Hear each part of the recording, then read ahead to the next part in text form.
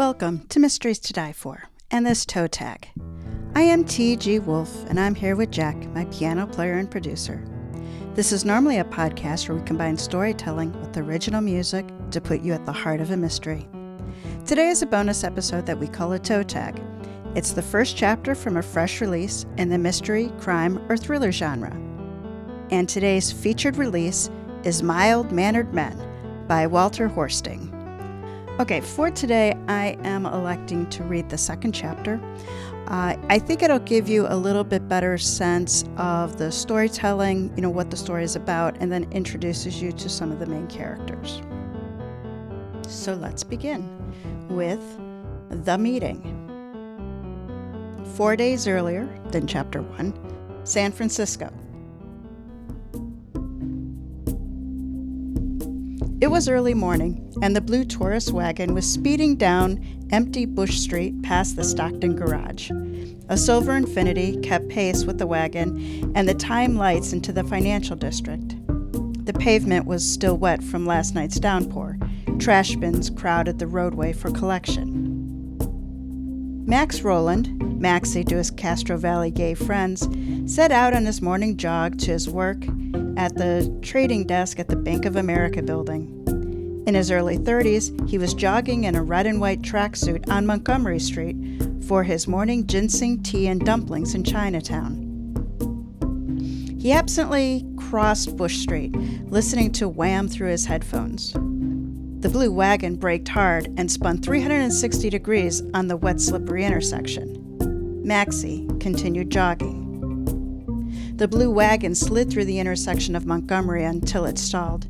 He almost collided with the Q45 silver sedan in a wild spin that came to a rest next to the wagon. John exchanged looks with the driver of the Infiniti, both shaking their heads in dismay. 10 blocks later, the Taurus's tailpipe emitted a pale blue smoke as it pulled into the Embarcadero parking garage with an early bird parking sign. The wagon nearly collided with a compact car exiting the garage.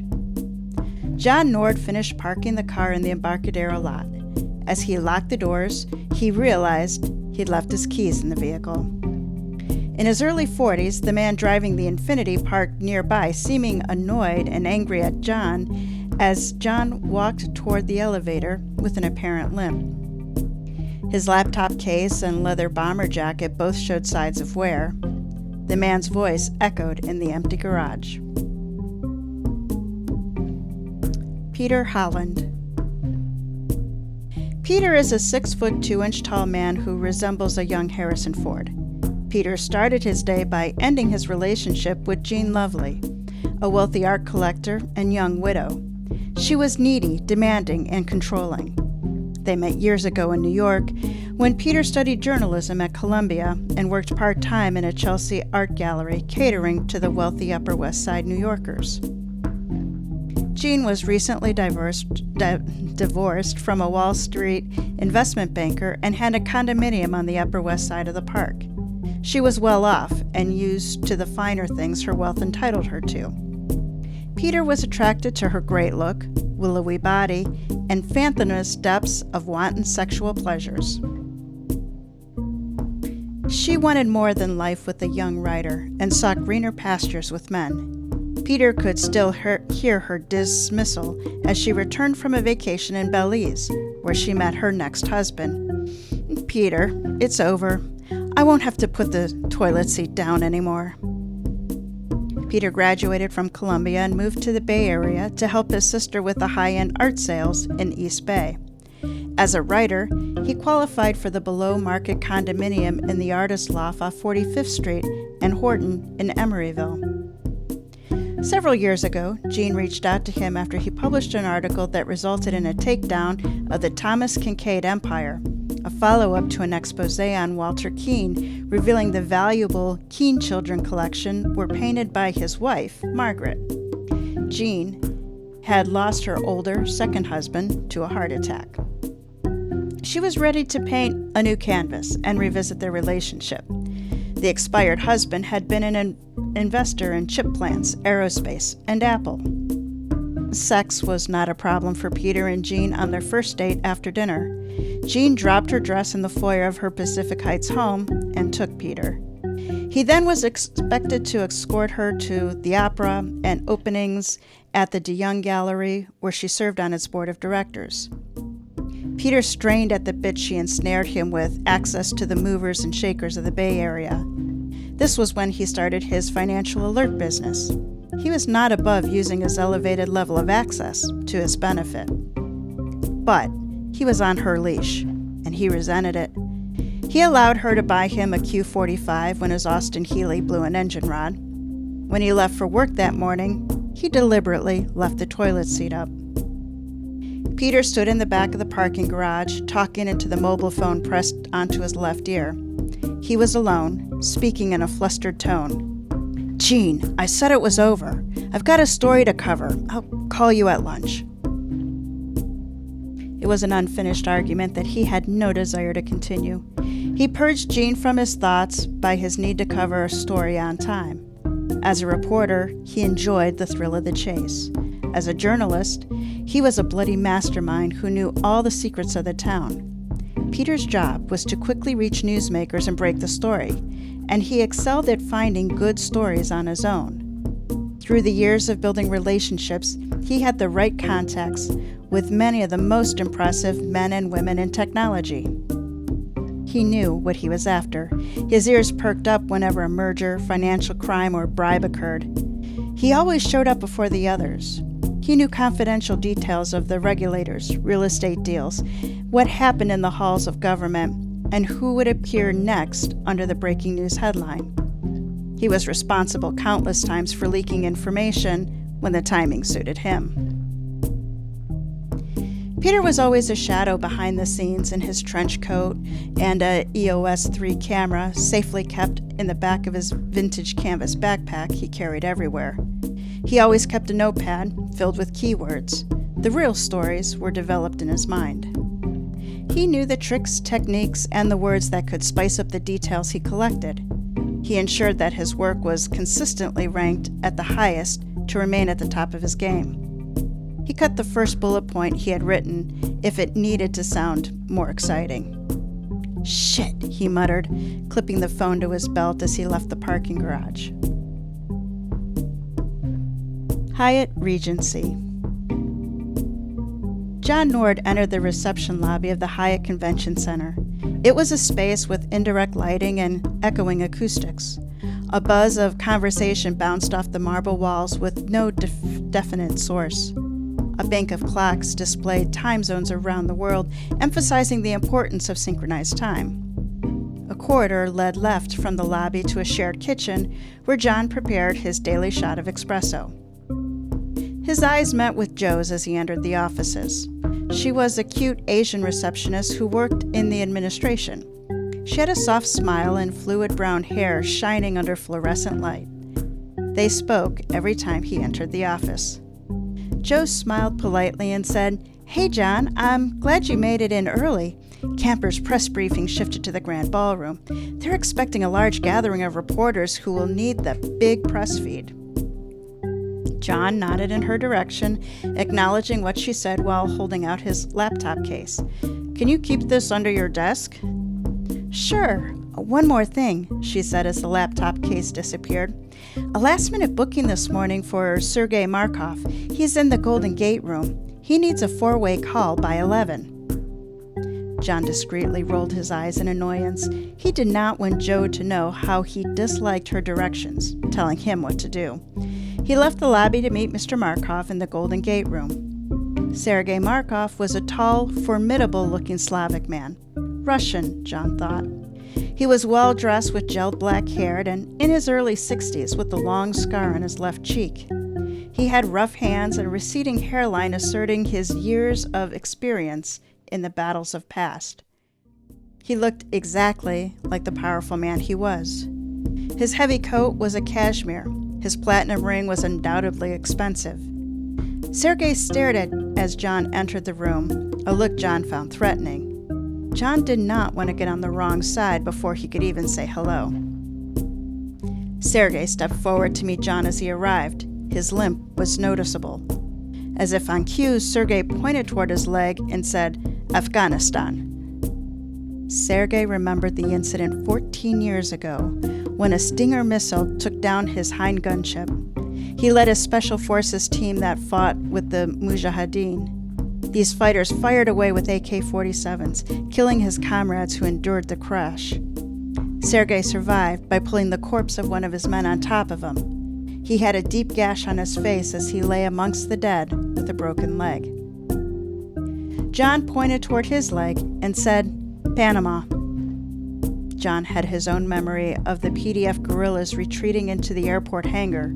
John had made contact on his radio when 2 rounds hit him. They looked at each other with shared respect. John was more troubled by the request than the man. "I understand you need a 4-way call by 11. That leaves me little time," John said. "The lines must be secured," Sergei said, smiling. He handed John a sheet of paper. "My locations. Big tip for you," replied Sergei, controlling the situation with his strong stance and raised brows. Nobody dared to question him. Sergei's list was on St. Francis Hotel stationery. Sergei walked out of the room. John hesitated a few moments before heading over to the grand ballroom. John noticed the tables, chairs, and shimmering lights hanging by the walls from last night's banquet. It must have been great, thought John. He had to transform this banquet setting into a room for a press briefing. John tapped Pedro's shoulder, who was supervising the room cleaning.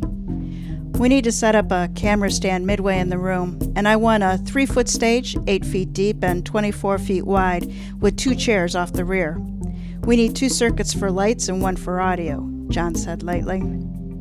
"Okay, John," Pedro affirmed. "Set 2 sets of 2 lights at 45 degrees to light the stage." "Got it," Pedro acknowledged. After what felt like a job done, John walked out and dialed his phone, leaving a message for his girlfriend, telling her that he accidentally locked his set of keys inside the car and asking if she could bring him the spare ones when they met for lunch. John walked to a nearby jewelry store to pick up Laura's engagement ring while the guys set up the banquet room. When John returned, he checked the ballroom to see if things were going accordingly. Almost ready, John returned to the video conference suite. He checked the monitors and the speakers to see if they worked fine. He wanted to make sure this meeting went well. John knew something was happening to the network. Usually, the 6 IDSN lines supplied a 384K transmission link in seconds. The Ascend inverse multiplexer had 2 solid lines and 2 intermittent, and God only knew where the 5th and 6th lines were. Earlier, John's laptop's PC diagnostic software confirmed the network problem. A train had derailed 1,500 miles away, severing a fiber trunk line along the Southern Causeway Bridge. Hundreds of AT&T, MCI, and Sprint network operations staff were working to reestablish service. While John was in the middle of preparing everything, Joe's voice came over the intercom. "John, line 2, it's level 3. John picked up the receiver and then punched line 2. A level 3 operator said, "One of our T3 trunks was severed on the Mississippi by a river barge accident that derailed the train. As a result, we're routing all traffic west. A workaround is underway. I will keep you updated soon." The news annoyed him. John answered a call on line 2. It was Joe reminding him, "It's Laura's birthday today, isn't it?" "Thanks, Joe. Can you get AT&T on the line? Their network just crashed on me." "John, you need to buy a new car," said Joe, talking about Laura's birthday. "I'm unsure if Laura wants me to buy a new car or a ring." "A ring?" Joe said, surprised. "Are you going to propose to her?" "Well, that's my secret," replied John. John walked into the conference suite, noticing a gorgeous, tall, trim brunette conversing with Sergei in the hallway outside the conference room. "Sergei, for this deal to work, we need the export licenses for the nanometer etching equipment," she said. "Chen has taken care of," Sergei replied. "After this concludes, I must take you to St. Petersburg. My cousin can arrange a tour of the State Hermitage and the Fabergé Museum." I've always wanted to see the eggs. You are making it enticing, Sergei. Yes, you need to drop your rules and come away with me, Sergei concluded. Maybe. The video conference was with Beijing, Moscow, and Guadalajara endpoints. The live video picture broke up, crashing and returning only to slow down to 7 frames a second. John was on edge. The video teleconference started in 10 minutes, and the extra layer of encryption needed was not helping. The audio needed lip-syncing with the Guadalajara Conference Center at the slow transmission rate. Sergei walked into the room, closing his cell phone. I need 4 more sites, all to be encrypted, said Sergei. I will set it up, but it's going to cost you a lot, replied John. I need to order up more lines. At this late date, I'm not sure we can find a conference bridge. Money is not a problem. I want it now, at once, said Sergei with urgency. His authoritative voice took control of the room. His wishes were a command. I need to share my laptop's presentation on the call. Make it happen. Big tip for you. I'll be right back with the video interface, John said, turning on his heel, anxious to make Sergei happy. John returned with the computer scan to the video converter. The Extron Super Emotia with Glenlock allowed the laptop's video image to be frame stabilized, with the video transmission after the computer interface tapped into the graphics signal of the laptop. No promises, but I'll see what I can do. Sensing a bonus, John gave a thumbs up and crossed his fingers for his client's benefit. Sergei's brow darkened as he waited for John to succeed. Who could say no to that? Sergei said to the brunette, lighting a cigarette and taking a puff. To get what he wanted, he always offered the highest amount and was ahead of every curve, and always bet against the odds. Nothing was impossible for him, and he would happily ruin anybody's life who stood in his way. It was criminal. Sergei, honey catches more flies than vinegar, she answered. I am sorry, my sweet. I am used to command, Sergei said. I will tip him generously for his trouble, okay? Fortunately, John was owed a favor by the network bridge coordinator at the Sprint meeting channel. He had bailed out Betty just last week with the earlier last-second multi-point rental for her client. Betty entered the wrong date on a booking, ending up double-booked and out of capacity. As one of her former and regular customers, John readily agreed to lend her the use of his bridge until the network meeting center brought an added 12-port multi-bridge. He knew owing a favor would come in handy. He did not know how soon. John made a call after he opened his laptop and changed the settings. However, Sergei grew upset as his laptop's video did not deliver a solid image. It was not working. The 3 built-in monitors on the wall displayed a beautiful dark-haired woman, an ageless Chinese man, and a Latin man who was bald and in his 60s. Sergei's anger exploded when he saw the display and bellowed, "The picture is all wrong." It must be your video card's compatibility. We see this all the time. Let us put your CD into my laptop.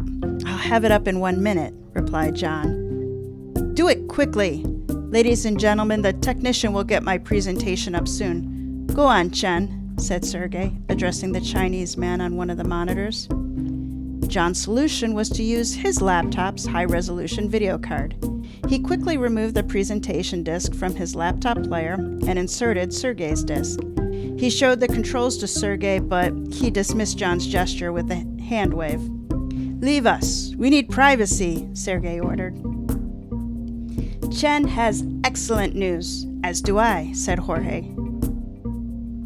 I have secured the export controls exemption on the equipment, and they insist it will be suitable for sub-0.018 micron devices, replied Chen. How did you get the exemption so fast? The woman asked. The White House was very friendly. It pays to sleep in the Lincoln bedroom before each election, said General Chen. Sergei, I will see you tomorrow for the signing. The best news for last. BCCI will be underwriting our venture. I must apologize. I must end the call. I have another meeting," finished the woman, who got up from her seat and then pulled on her raincoat. She faced the screen as she shouldered a slim purse over her coat. "Happy," Sergei looked at the American woman. "Sergei, we'll need to meet tomorrow for some concluding elements in the deal," she said, before turning to leave the room. "Our shipments are on time, Happy," said Sergei, right before the remaining video screens went black. John enjoyed watching the brunette's trim form stride down the hall before entering the room and handed Sergei his bill. He removed Sergei's disc from the laptop and was about to put the disc into the player when Joe called over the intercom, informing him that Laura was on line 4 and wanted to talk to him. John set the disc down and picked up the headset, punching line 4. "Hi, gorgeous." "I'll be there soon. Can you come out? It's raining cats and dogs," said Laura, on her way to pick him up from work. "Happy to, sweetie. Meet me at the side door." "Did you bring my spare keys?" asked John. "I sure did." "Thanks. Give me 10 minutes. My video conference just ended, and I need time to pitch my business plan to Mr. Camper." Laura understood and would allow him his 10 minutes. After John ended his call, Sergei approached and handed him an envelope.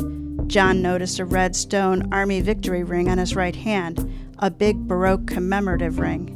Sergei thanked him for his quick service and showed his gratitude. "Thank you for all the jumping through hoops today. I have my disc," Sergei said. "Thank you for using the Hyatt Regency Conference Center," replied John. John was curious and peeked into the envelope and saw the massive tip in Benjamins. John picked up the disc and placed it in the presentation folder and manila envelope he carried. He made his way toward the receptionist's desk. "Joe, I'll be in the ballroom. The press conference is winding up, and I'm going to do last rounds," John said, before adding, "Laura is picking me up for lunch." "Okay. Happy birthday and good luck," Joe said. "See you after lunch," John said as he left. As John entered the ballroom, he saw the news crews disassembling tripods, cameras, and floodlights on the camera platform. He saw Pedro and gave him a sign to cut off the sound and lights motion with his hand.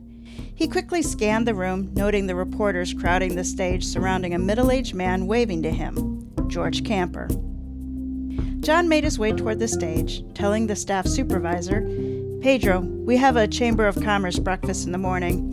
Your crew needs 100 tables and 2 buffet lines set up for the end of your ship." "No problem, John." Pedro pointed to the stage. "Mr. Camper needs your help." George Camper wore a dark pinstripe suit and a red tie. He was the center of attention for a gaggle of reporters surrounding him, like sharks feeding on a dead whale. John made his way over. "I'm John, the coordinator for Hyatt Business. Can I help you?" "John, thank God you're here. I need your help," Camper said.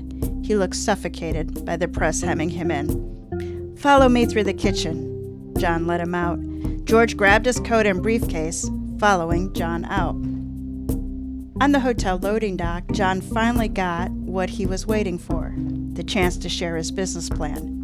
Knowing he was sharing his idea to a powerful businessman like George Camper, John could not contain his excitement. John did not waste the moment.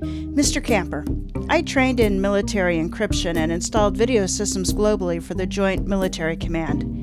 I wanted to hear your talk today, but another meeting came up. Would you look over my business plan for a secure collaboration network?"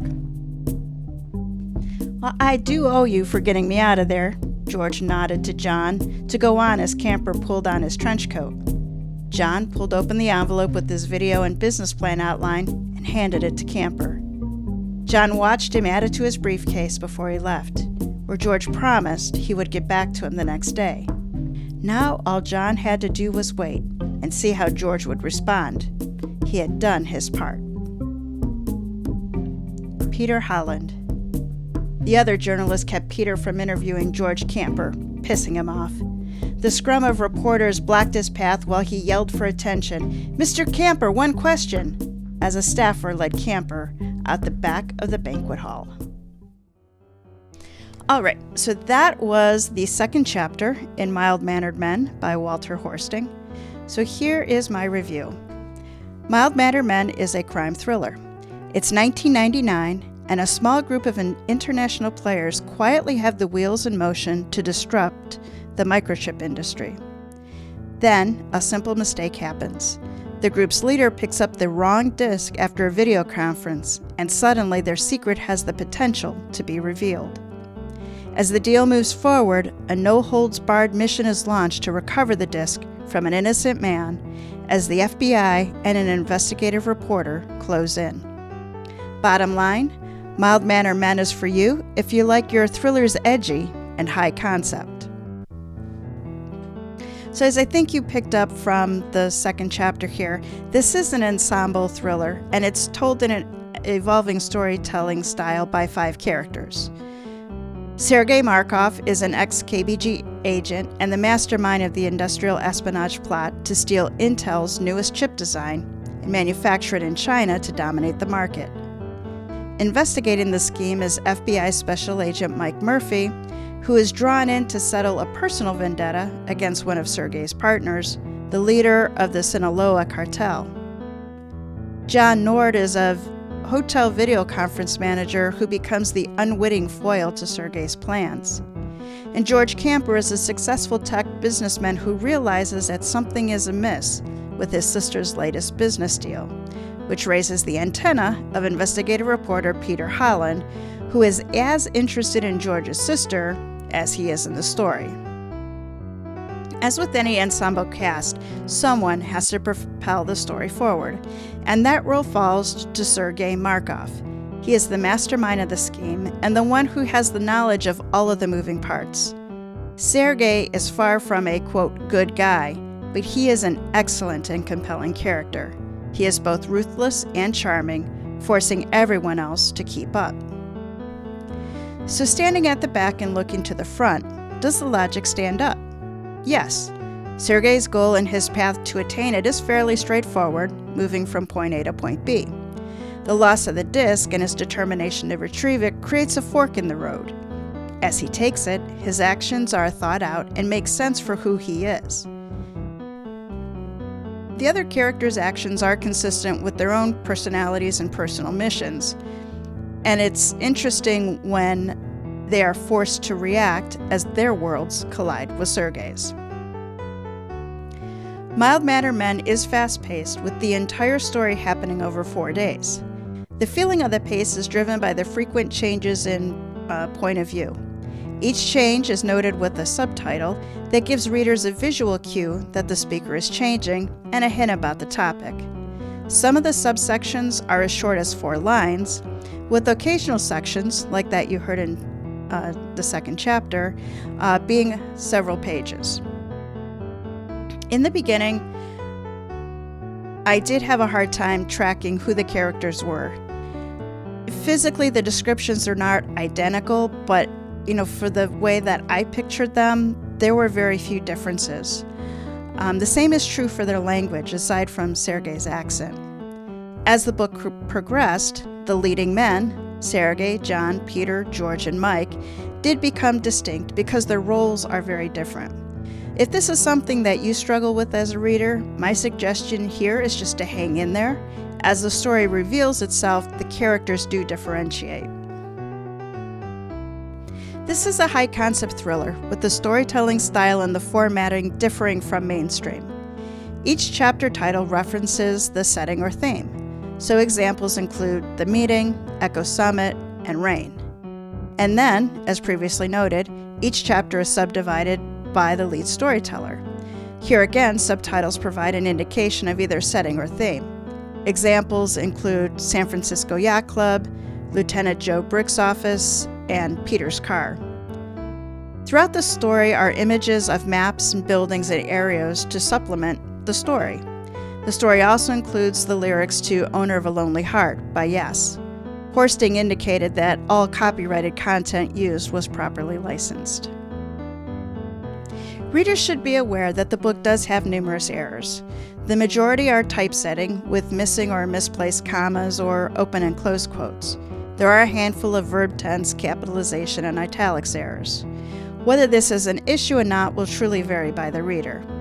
For me, the prevalence of them drew me out of the story, especially in the early chapters. Eventually, I did come to expect them and was able to gloss over and continue enjoying the story. Mild-Mannered Men is listed as a thriller on Amazon with conspiracy, espionage, and political subgenres. On Partners in Crime, it's listed as a spy action adventure. Lovers of all of the above will find Mild-Mannered Men of high entertainment value. Sergei's ruthlessness drives a sense of danger surrounding John Nord and Mike Murphy, as well as a race against an invisible clock to interrupt Sergei's plans for a technology takeover in the run-up to the year 2000. Mild-Mannered Men is promoted by Partners in Crime Tours and is available from Amazon and other online book retailers. And now allow me to introduce you to Walter Horsting. At age 19, Walter Horsting started his first career as a teenage soundman in the music industry and formed a concert audio company. He engineered over 3,000 live shows in 10 years. Walter branched into media systems integration of government hearing rooms, military command rooms, entertainment complexes, and Fortune 500 headquarters. He has developed national and international business for leading media and technology providers for airports, smart cities control rooms, network control centers, and global briefing centers. Walter lives with his wife Sherry in Sacramento, California. Wondering what to read after you finish Mild-Mannered Men? Partners in Crime Tours, your ultimate destination for all things mystery, crime, thriller, and cozy. Since 2011, they've been working to fill bookshelves with gripping and heart-pounding reads. Discover new mystery series and connect with other fans with Partners in Crime. Look up Partners in Crime Tours on the web or your favorite social media. And authors. Whether you're looking to promote your latest thriller, discover a new mystery series, or connect with fellow fans, PICT has you covered. Check out their promotion options that come with the personal attention of a dedicated coordinator. Join us next week for Season 8, Anything But Murder, where home burglary is our murderless crime. It's Karen and the Cul-de-sac Caper by Kira Jacobs. All right, Jack, take us out.